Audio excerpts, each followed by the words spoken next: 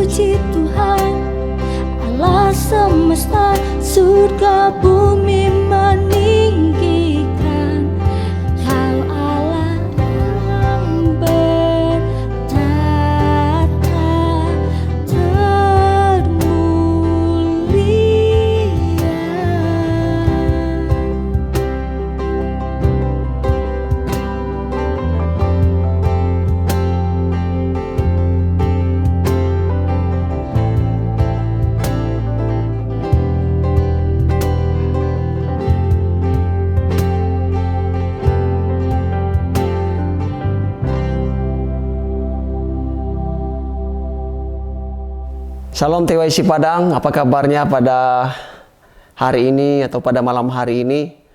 Ya, saya harapkan kita selalu dalam sukacita, amin. Untuk kita masuk dalam firman Tuhan, saja kita berdoa bersama-sama. Dan biarlah hati kita selalu berserah kepada Dia. Kita berdoa. Tuhan Yesus, terima kasih atas segala anugerah-Mu yang luar biasa bagi kami Tuhan. Pada hari ini kami bisa bersama-sama kembali dalam ibadah online service Tuhan yang kami laksanakan pada saat ini, dan kami percaya bahwa kuasa-Mu yang selalu nyata bagi kami akan selalu memberikan kekuatan yang baru. Sebab kami percaya bahwa Allah yang dahsyat adalah Allah yang selalu hadir di segala tempat dimanapun kami berada. Dan Engkau sanggup menjangkau hati kami, menjangkau kehidupan kami, sehingga kami Tuhan semakin dekat dengan Engkau. Kami beribadah Tuhan bukan karena rutinitas, tetapi kami beribadah karena kami tahu kami tidak bisa berbuat apa-apa tanpa Engkau Tuhan. Kami butuh Engkau, kami rindukan Engkau. Oleh sebab itu Tuhan, biarlah firman-Mu ini yang selalu meneguhkan kami Tuhan. Engkau bukakan mata hati kami supaya kami Tuhan menjadi anak-anak yang berkenan di hadapan-Mu. Hanya di dalam nama-Mu yang kudus Tuhan Yesus Kristus kami berdoa. Amin. Puji nama Tuhan, kita sudah sampai di bulan Desember yang penuh sukacita, penuh damai, penuh pengharapan, dan segala berkat-berkat Tuhan kita bisa renungkan, kita bisa melihat bahwa Tuhan itu selalu nyata bagi kita. Dan itulah sebuah momen di mana kita di dalam ibadah Natal kita bisa bertemu dengan keluarga dan kita bisa berfellowship bersama-sama. Walaupun di tahun ini beda dengan tahun-tahun sebelumnya, di mana kita ada yang merayakan Natal hanya lewat online dan tidak ada perayaan seperti biasanya. Tetapi sesungguhnya Natal adalah sesuatu di mana kita bisa mengenal Tuhan, kita bisa mengerti rencana Tuhan, kita bisa tahu bahwa Allah itu adalah Allah yang penuh kasih. Nah, pada saat ini kita akan belajar firman Tuhan secara bersama-sama. Mari kita buka Injil Markus dari pasal yang pertama ayat 1 sampai 3. Markus pasal 1 ayat pertama sampai ayatnya yang ketiga. Saya bacakan bagi kita. Yohanes Pembaptis. Inilah permulaan Injil tentang Yesus Kristus, anak Allah. Seperti ada tertulis dalam kitab Nabi Yesaya. Lihatlah, aku menyuruh utusanku mendahului engkau. Ia akan mempersiapkan jalan bagimu. Ada suara orang yang berseru-seru di padang gurun. Persiapkanlah jalan untuk Tuhan. Luruskanlah jalan baginya. Wow, ini firman Tuhan yang dimana dijelaskan di sini bahwa permulaan Injil. Dan kalau kita tahu bahwa Injil itu adalah kabar baik, kabar sukacita, di mana kita bisa mendengar ada kedatangan, kelahiran Sang Penebus, Sang Pembawa kabar baik atau penyelamat seluruh umat manusia. Dan di Markus ini dengan jelas dia buka pemahaman kita bahwa inilah permulaan Injil, di mana ketika kita selalu siap sedia, ketika kita selalu terbuka, ketika kita selalu telah mempersiapkan jalan baginya. Mungkin ada orang beranggapan bahwa jalan mana yang harus kita persiapkan. Ya, seperti biasanya kalau ada kunjungan dari para pemimpin-pemimpin atau tokoh atau wali kota atau gubernur, mungkin juga presiden ketika dia melakukan sesuatu dinas di daerah tertentu, pasti dipersiapkan jalan yang baik. Kalau ada jalan yang buruk, yang berlubang ditutup, diratakan supaya kelihatan bagus. Tapi di sisi ini dalam firman Tuhan menjelaskan bukan seperti yang biasa orang lakukan ketika datang pemimpin, mereka mempersiapkan jalan untuk meluruskan jalan-jalan atau menutupi lubang-lubang jalan yang sudah rusak atau mengaspal kembali. Tapi di sini dia berbicara berbeda, di mana kita lebih mengerti ketika kita baca firman Tuhan ini. Dia berkata, persiapkanlah jalan untuk Tuhan, luruskanlah jalan baginya. Apa yang harus kita persiapkan di sini? Apa yang harus kita pahami di sini? Supaya kita benar-benar sinkron dan sesuai dengan firman Tuhan yang disampaikan oleh Yohanes Pembaptis. Kalau kita baca di ayat selanjutnya, Yohanes berkata bahwa bertobatlah dan berilah dirimu dibaptis. Apa hubungan persiapkanlah jalan dengan bertobat? Ternyata mempersiapkan jalan bagi Tuhan selalu identik dengan perubahan hidup, pertobatan. Makanya bertobat adalah satu kata yang sangat penting di dalam kekristenan. Bukan berkat. Itu yang harus kita pahami. Pertobatan itu kata yang sangat penting di dalam kekristenan.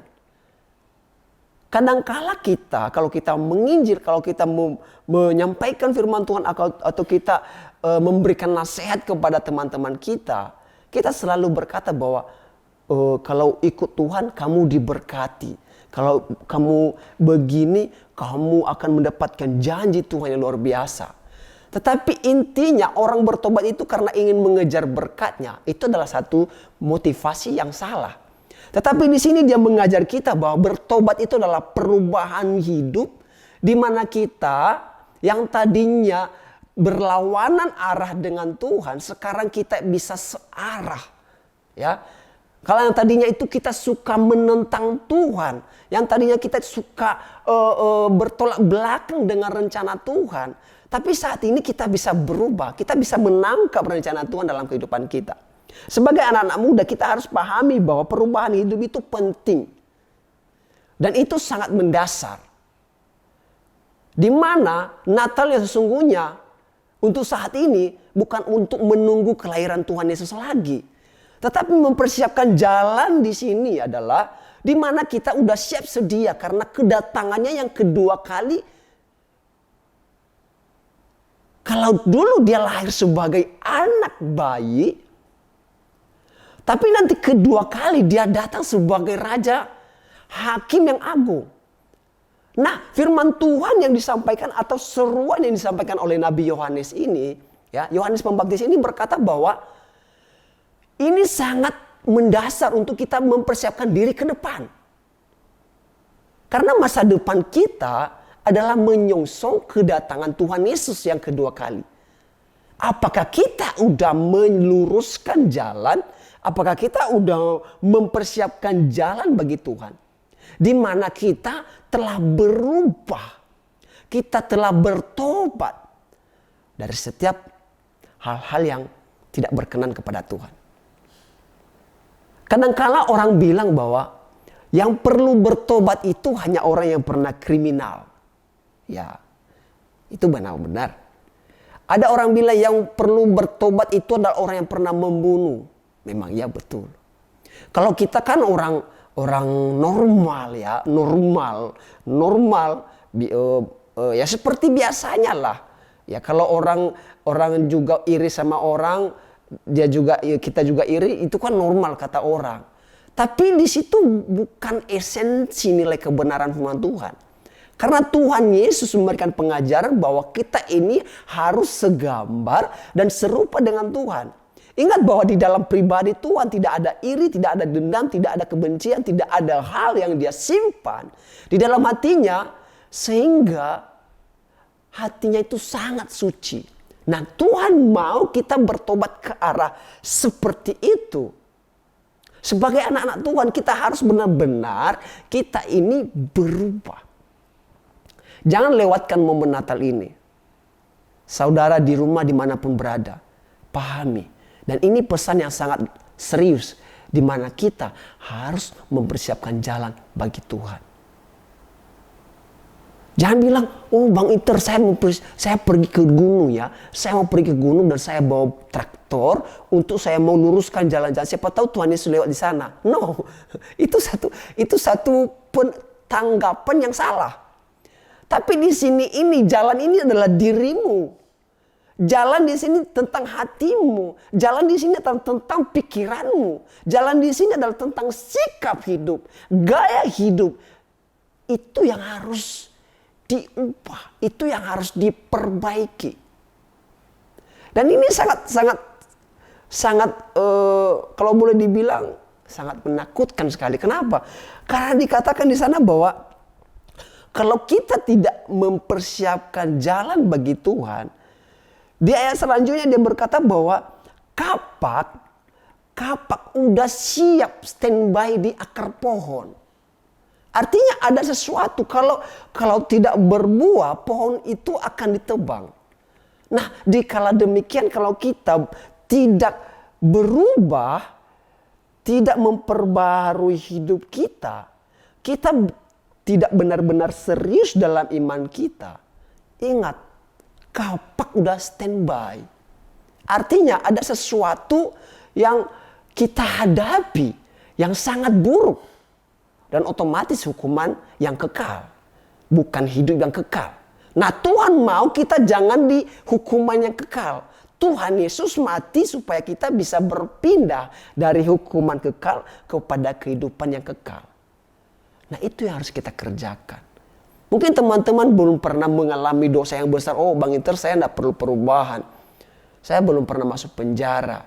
Saya belum pernah dipanggil polisi. Saya belum pernah mengalami hal-hal yang sangat seperti koruptor, seperti maling dan segala macam. Tapi ingat, firman Tuhan berkata di sini, dilihat di dalam Yohanes ini, Yohanes itu menegur orang-orang Farisi dan para imam dan juga para pemimpin pemerintah pada saat itu. Artinya kalau kita bisa melihat imam di sana kan orang-orang baik ya. Ya kan? Orang-orang baik. Ngapain perlu kalau bahasa sekarang orang rohaniwan. Tapi di sini dia serius bahwa kadang orang rohaniwan mereka memakai jubah kerohanian tapi sikap hidup sangat-sangat buruk. Tuhan tidak mau kita berlindung di simbol agama kita. Tuhan tidak mau kita berlindung karena di KTP kita adalah Kristen. Yang otomatis orang Kristen pasti udah percaya Yesus. Tapi hidupnya tidak benar-benar seperti Kristus hidup. Tuhan mau kita berubah. Nah, pesan ini kita harus teruskan dalam kehidupan kita dan kepada orang sekitar kita. Kita berkata, "Hei kamu merayakan Natal, apakah kamu sudah mempersiapkan jalan bagi Tuhan? Boro-boro kamu pergi menginjil sana sini, tapi dimulai dalam diri kita. Ketika orang melihat hidup kita berubah, orang diberkati dan orang bisa melihat, saya juga mau seperti dia. Dia udah mengalami perubahan, dia udah mengalami jamahan Tuhan. Saya mau mengalaminya karena saya mau hidup bersama-sama dengan Tuhan." Ya. Perubahan sikap itu yang sangat penting dalam kehidupan kita adalah harus benar-benar bertobat dari dalam hati. Bukan hanya dari bibir saja, ya. Firman Tuhan berkata, umatku menyembah aku dengan bibirnya, tapi hatinya udah jauh daripadaku. Yang saya takutkan di akhir zaman, hanya bibir yang masuk surga, hati dan seluruh hidupnya, jiwanya masuk neraka. Itu sangat bahaya. Karena hanya mulutnya yang manis, berkata firman Tuhan, memuji Tuhan. Ya, kalau ke gereja itu bahasa rohnya kencang, ya kan? Tapi hidupnya belum mengalami perubahan. Nah, Tuhan tidak mau kita seperti itu. Hanya di bibir, ya. Lip service, ya. Kita tidak bisa seperti itu. Tuhan mau dari dalam hati kita benar-benar Kristus merubah kita. Kristus benar-benar mengubah sampai ke dalam hidup kita. Sehingga orang benar-benar melihat bahwa kita adalah anak Tuhan yang telah diperbaharui. Karena kenapa harus dari dalam hati? Karena dari dalam hati itu terpancar kehidupan kita seperti apa. Karena dari dalam hati itu sumber segalanya. Ya, kalau hati sedih, tidak bisa dibohong dengan ekspresi, tidak bisa. Mungkin sekitar 1 jam, 2 jam kau bisa memperbarui sikap ekspresi kita. Tapi setelah itu pasti, kalau hatinya kacau, akan nampak. Pasti nampak. Oleh sebab itu teman-teman, kita harus benar berubah. Ya, apa yang kita harus ubah? Ya, sikap kita terhadap orang tua kita. Ya, bagaimana hubungan kita dengan orang tua? Ya, apakah kita bisa menghargai orang tua? Apakah kita mencintai orang tua? Apakah kita mendengarkan orang tua? Atau jangan-jangan orang tua yang lebih banyak mendengarkan kita? Karena kita sudah keterlaluan dalam kejahatannya. Itu sangat bahaya. Nah, sikap itu kita ubah. Ya, hubungan kita dengan orang tua kita harus memperbaiki. Jangan terlalu banyak kita melihat atau terlalu banyak kita akrab dengan orang sekitar kita. Atau terlalu banyak kita mendengar cerita kawan-kawan kita.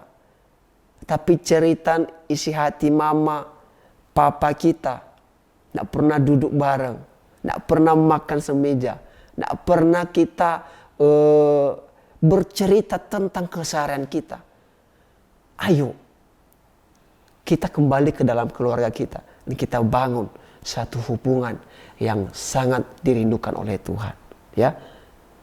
Dan apalagi harus kita, bagaimana situasi kita dalam pelayanan, ya, dalam pelayanan kita harus memperbaharui. Kadang-kadang kita pelayanan, ya kita hanya ya kadang-kala hanya simbolis saja supaya kelihatannya sudah aktif. Nah, itu tidak baik.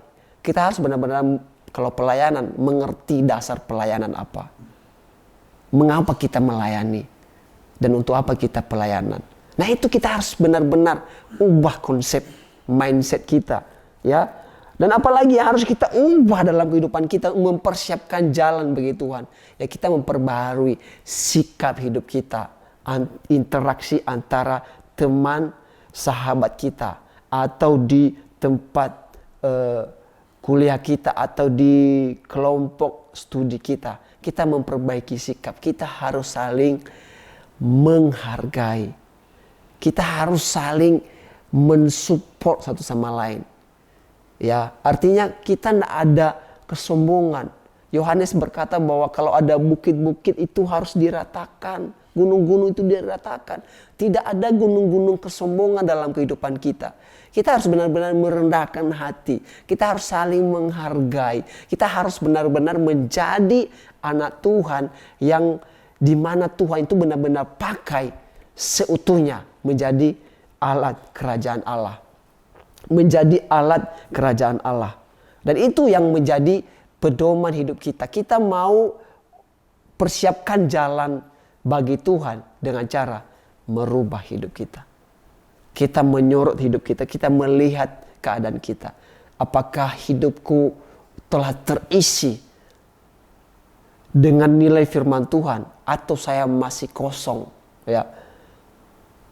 Tidak katakan tadi kalau ada lubang-lubang itu harus ditutup. Jangan sampai kosong. Ya, di jalan itu harus jangan sampai ada lubang. Harus diisi, harus diratakan. Begitu juga dalam kehidupan kita. Jangan sampai ada hal yang tidak terisi. Jangan sampai kosong kehidupan kita. Bayangkan kalau dalam kita ini adalah bait Allah. Terus tidak ada firman Tuhan, tidak ada perenungan tentang kebenaran firman Tuhan, maka hal-hal yang dari luar itu akan sangat gampang mempengaruhi kita. Dengan demikian pasti jatuh dalam dosa, pasti melenceng. Nah, firman Tuhan ini disampaikan oleh Yohanes. Dia benar-benar merintis jalan buat Injil. Kalau kita mau menjadi anak Tuhan, kalau kita mau benar-benar mempersiapkan diri kita, bertobat. Bertobat untuk Tuhan. Tidak ada kata besok, nanti, minggu depan, atau kapan-kapan. Tidak ada. Selalu benar-benar berubah. Setiap hari berubah. Ya, pertobatan itu harus. Jangan bilang, wow, pertobatan itu milik orang-orang tua yang sudah mau dekat uzur. Enggak. Pertobatan itu milik semua orang. Kalau orang tidak pernah memikirkan sesuatu tentang pertobatan dan dia merasa benar, pasti dia udah salah. Jadi kita anak-anak muda benar-benar mempersiapkan diri untuk dimana mengenal Injil itu harus dibarengi dengan pertobatan. Tidak ada kata tidak. Harus dibarengi dengan pertobatan. Ya. Kenapa? Karena dikatakan di sana bahwa Yohanes berkata di sana bahwa inilah yang diberitakannya, sesudah aku datang, ia akan lebih berkuasa daripadaku, membungkuk dan membuka tali kasutnya pun aku tidak layak. Aku membaptis kamu dengan air, tetapi ia akan membaptis kamu dengan Roh Kudus. Nah, Yohanes mengajarkan kita tentang kerendahan hati. Ya, orang yang bertobat harus memiliki kerendahan hati. Dia memberitahukan kepada orang Israel bahwa yang datang kemudian daripadaku itu sangat besar, lebih besar daripada aku, lebih mulia daripada aku. Membuka tali kasutnya pun tak layak. Bayangkan di mana dia memposisikan dirinya dengan serendah-rendahnya di hadapan Tuhan. Dia benar-benar mengambil sikap rendah hati. Walaupun dalam Alkitab kalau kita lihat pelayanan Yohanes lebih dulu daripada Tuhan Yesus. Tapi di mana Yohanes tahu bahwa yang datang kemudian yaitu Yesus Kristus, dia adalah Mesias. Dia sangat mulia. Membuka tali kasutnya pun aku tidak layak. Dengan ini Yohanes mengajar kita anak Tuhan memiliki kerendahan hati. Memiliki kerendahan hati. Makanya di dalam firman Tuhan dikatakan bahwa Yohanes itu adalah sesuatu yang sangat dikasihi oleh Tuhan Yesus. Ya, Yohanes Pembaptis. Sampai dia rela ya dipenggal kepalanya di dalam penjara demi menyampaikan seruan pertobatan. Ya, seruan pertobatan. Ini dia. Yohanes mengikut panggilan menjadi seorang penginjil, menjadi seorang pemberita Injil, kabar baik, di mana dikatakan inilah permulaan Injil, menjadi pengikut untuk mengikuti panggilan Tuhan, sekalipun dipenggal kepalanya, dia tidak takut. Untuk saat ini, teman-teman, adik-adik, kawan-kawan semuanya, berubah dan bertobat. Kalau kita tidak bertobat, Natal akan lewat.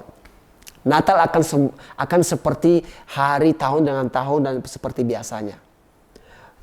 Natal akan seperti tidak ada bedanya dengan perayaan-perayaan agama manapun. Kenapa? Tidak ada nilai pertobatan di dalamnya. Tidak ada mempersiapkan jalan bagi Tuhan. Enggak ada. Berarti kosong, hampa. Enggak ada rasa di dalam Natal tersebut. Natal di sini ya berbicara tentang Anda dan saya.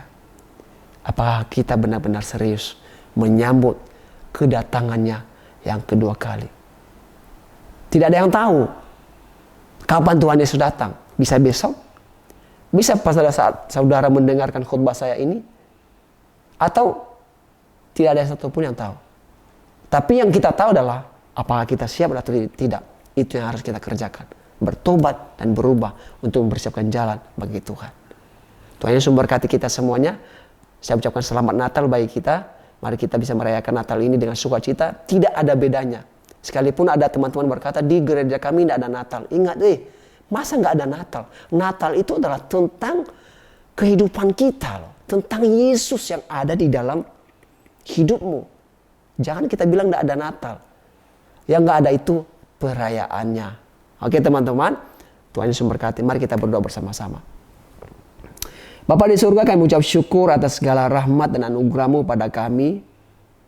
Kami bisa mengenal firman-Mu yang sangat singkat ini, di mana kami harus benar-benar mempersiapkan jalan bagi-Mu.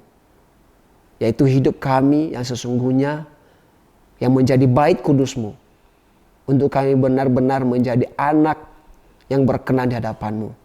Dimanapun kami berada, kami percaya firman Tuhan menjangkau segala umat, menjangkau siapapun, menjangkau setiap hati, menyentuh setiap jiwa. Dan kami percaya ada banyak pertobatan yang akan terjadi di dalam kehidupan kami semuanya. Kami bisa merubah hati kami bisa mengintrospeksi diri kami ke dalam jiwa kami saat ini, tahun ini, Desember ini. Kami bisa merenungkan apakah kami penuh dosa atau kami hidup dalam firman-Mu. Tuhan tolong kami supaya kami benar-benar menjadi pohon yang berbuah, yang berkenan di dalam kerajaan-Mu. Hanya di dalam nama-Mu Yesus Kristus kami berdoa dan mengucap syukur. Amin. Saya sangat diberkati dengan firman Tuhan yang sudah dibagikan malam hari ini. Sebelum mengakhiri ibadah kita pada malam hari ini, saya akan membagikan beberapa pengumuman. Yang pertama, Sabtu depan kita tetap mengadakan online service di YouTube channelnya IFGF College Padang. Jadi pastikan teman-teman semua sudah follow akun media sosial IFGF TWC Padang. Yang kedua, iCare tetap dilakukan secara online melalui Zoom. Bagi teman-teman yang belum memiliki iCare, silakan menghubungi iCare leader kami. Yang ketiga, besok kita akan mengadakan ibadah Super Sunday di YouTube channelnya IFGF Padang jam 9 pagi. Jadi pastikan teman-teman semua untuk mengikuti ibadah ya. Demikian informasi yang dapat saya sampaikan. Tetap jaga kesehatan. See you next week and God bless you. Memerintah selamanya, tinggikanlah nama